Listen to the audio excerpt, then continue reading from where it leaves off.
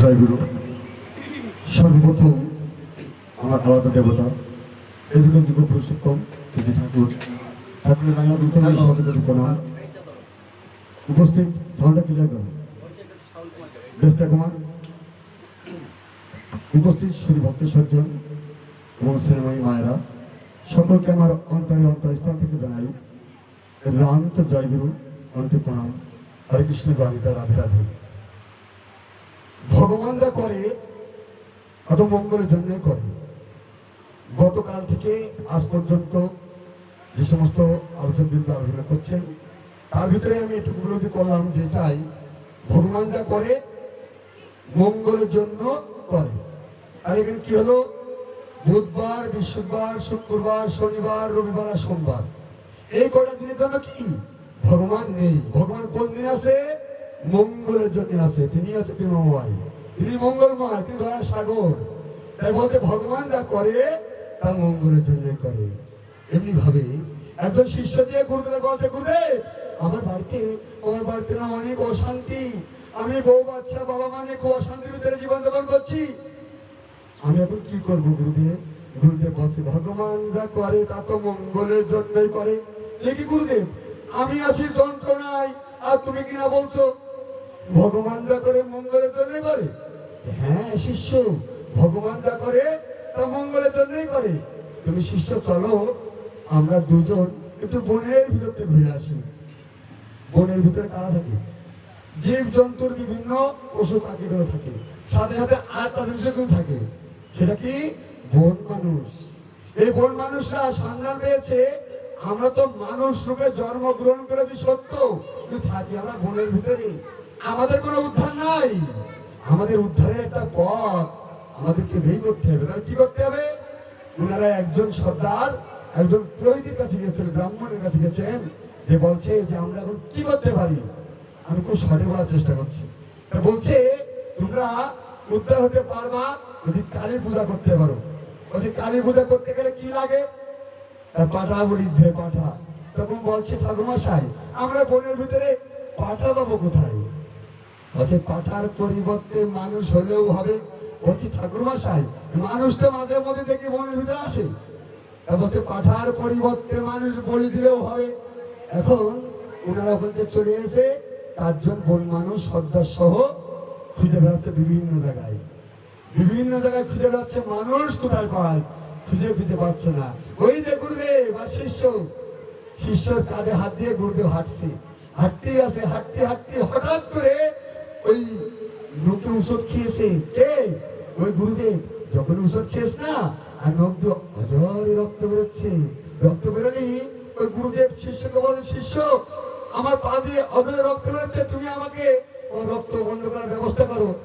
গুরুদেব আপনি তো বললেন ভগবান যা করে তা তো মঙ্গলের জন্যই করে, এই জন্যই তো আমি আপনার কথাটাই ফেরত দিচ্ছি, ভগবান যা করে তা তো মঙ্গলের জন্যই করে।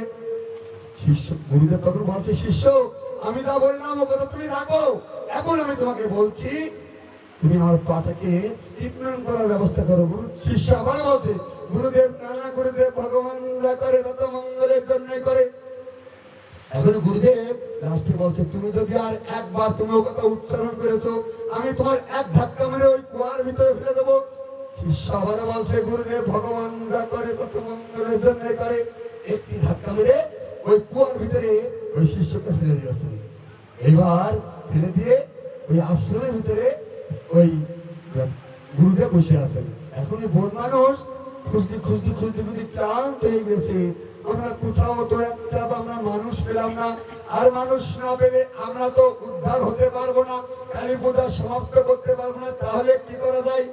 এদিক ওদিক ঘুরতে দেখে ওই যে একটা দেখা যাচ্ছে কুটির যখন ওখানে আসে নিশ্চয়ই মানুষ ওখানে আসে, চলো না আমরা যাই। এবার যে দেখে কি সুন্দর একটা চেহারা একটা মানুষ বসে আছে, তার দেহ মুখে তাকালে মনে হচ্ছে তার জ্যোতি ফিরে আসছে। ওই দেখো আমরা একটা মানুষ পেয়েছি, কোনো কথা বলবা না, আমরা 4 জন মিলে মানুষটিকে ধরে আমরা নিয়ে যাব। যথারীতি সময় ওই গুরুদেবের কাছে যে 4 জন তাকে ধরে নিয়ে চলে যাচ্ছে, আর ওই কুয়ার পাড়ে যাচ্ছে আর করছে ভগবান যা করে মঙ্গলের জন্য করে। ওই শিষ্য কোনো কথা বলছে না, চুপচাপ ওই কুয়ার ভিতরেই আছে।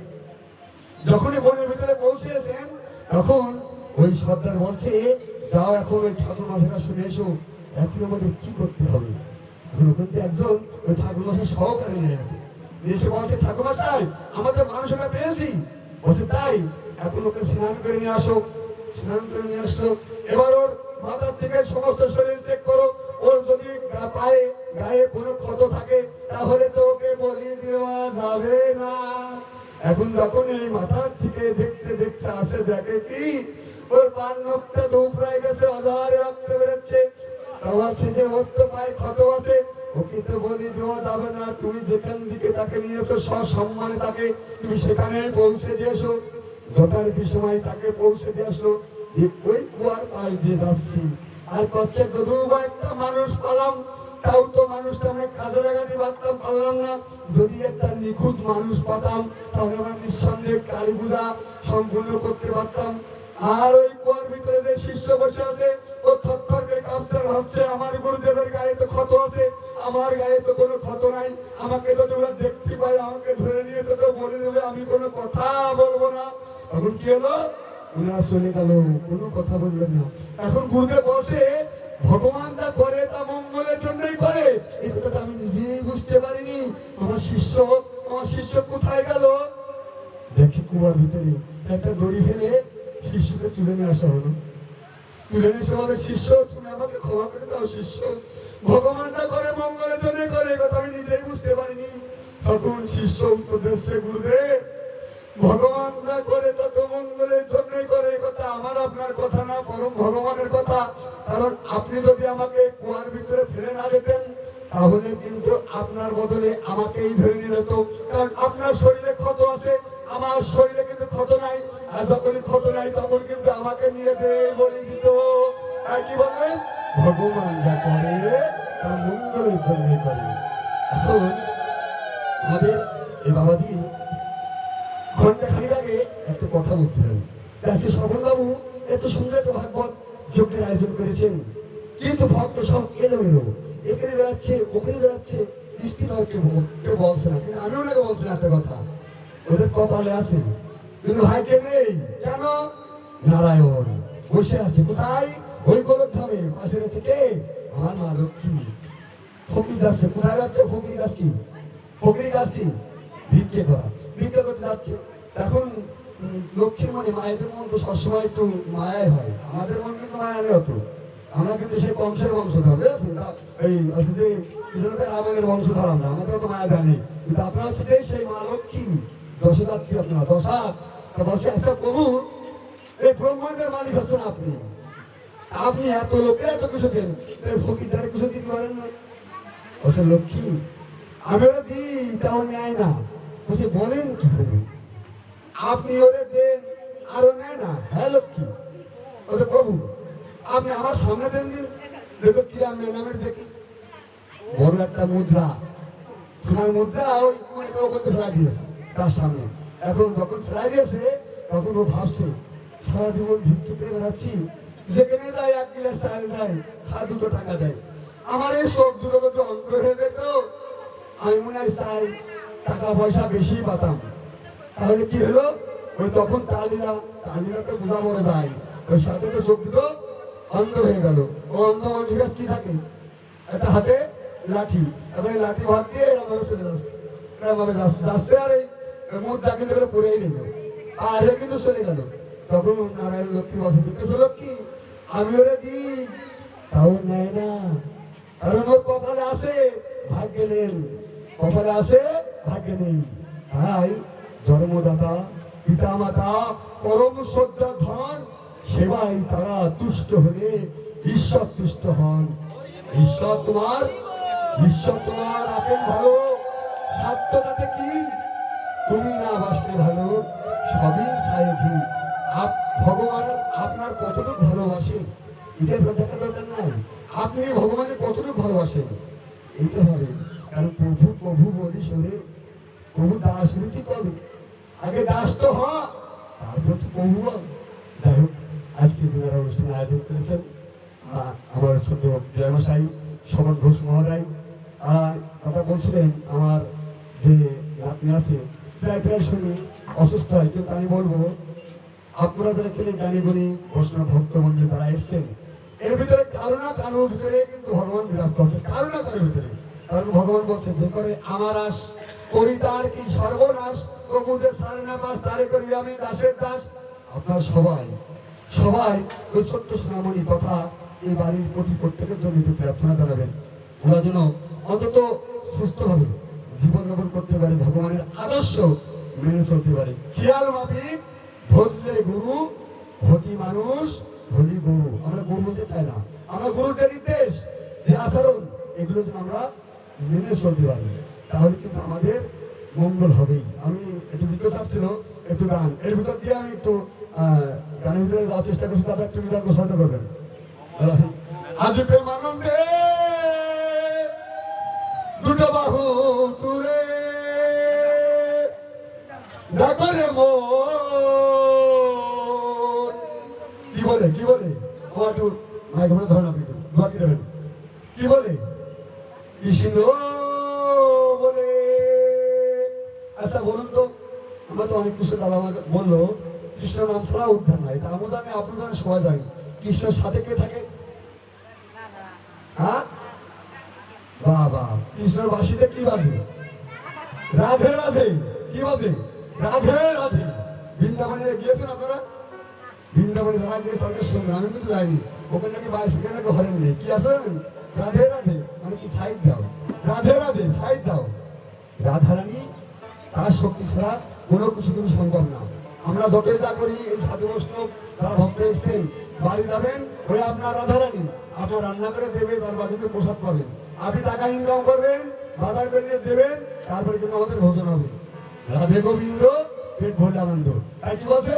রাধে রাধে রাধে রাধে রাধে রাধে বল, রাধে রাধে রাধে রাধে রাধে রাধে বল। দাদা সাউন্ড দেন। রাধে রাধে রাধে রাধে রাধে রাধে বল, রাধে রাধে রাধে রাধে রাধে রাধে বল।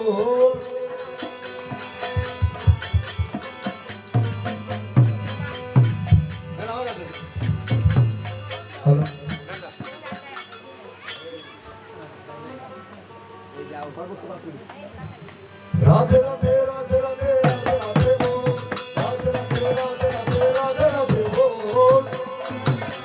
বলে ও রাধে ও রাধে ও।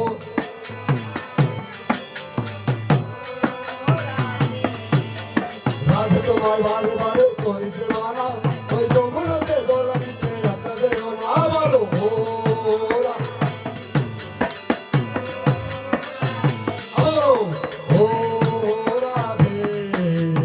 ও রাধে। সবাই গান। কৃষ্ণ যখন মাসিলে কদম তালে যায়, কৃষ্ণ যখন মাসিলে কদম তালে যায়, রাধাবি না সখীরা সাথী সাথী সে যায় বলো ও। সবাই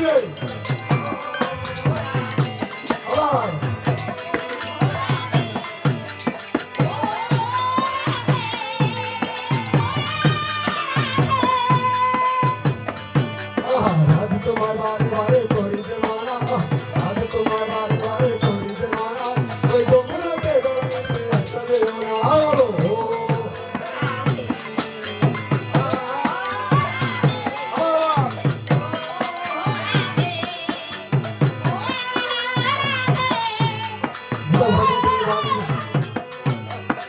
ভাগবতের বাণী মেনে চলে ভাই, গীতা ভাগবতের বাণী মেনে চলে ভাই, সুখে দুঃখে প্রভু তার পাশে যে দাঁড়ায় বলো ও।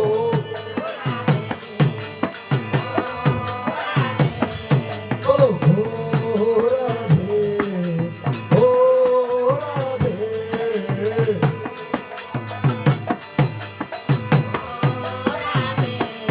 আজিতে মানন্দে বাহু তুলে ডাকরে মন কৃষ্ণ বলে। আজিতে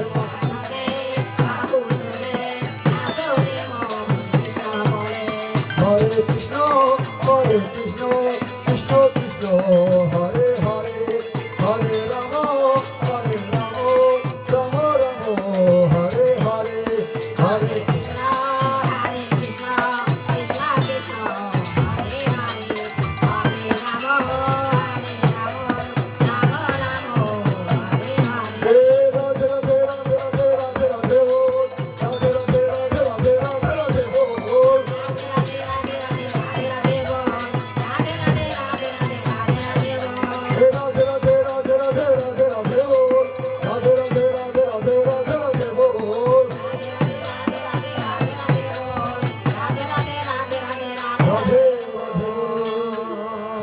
ভক্তজন সবাইকে এখানে যারা উপস্থিত হয়েছেন এবং যারা হতে পারেননি সবার সুস্থতা দীর্ঘায়ু নিরোগ মুক্ত কামনা করে আমার সংক্ষিপ্ত আলোচনা এখানে শেষ করছি। জয় জয় সদগুরু প্রেমানন্দ, একবার হরি হরি বলো।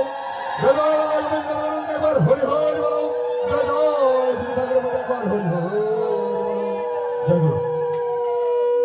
জয় রাধে, হরে কৃষ্ণ।